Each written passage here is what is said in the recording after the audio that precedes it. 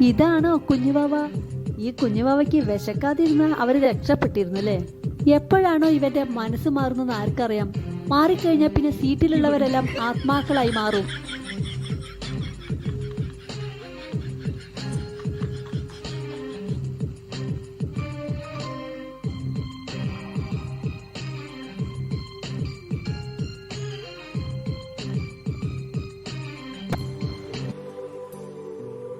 ആ ഡോഗിനെന്തോ അവനോട് പ്രത്യേകത തോന്നിക്കാണും. അതുകൊണ്ടായിരിക്കും അവന്റെ അടുത്തേക്ക് കളിക്കാൻ ചെന്നത്.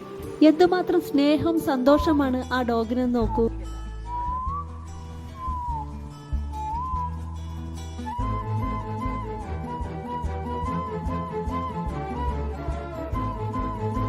ഇതിപ്പോ മനുഷ്യരുടെ കാര്യത്തിലായാലും നമ്മളൊന്നും ചെയ്തിട്ടില്ലെങ്കിലും ആ വ്യക്തി ആ മനുഷ്യനെ കുറച്ചു നേരത്തേക്ക് നമുക്ക് സന്തോഷിപ്പിക്കാൻ കഴിഞ്ഞാൽ അത് തന്നെ വലിയ പുണ്യമാകും.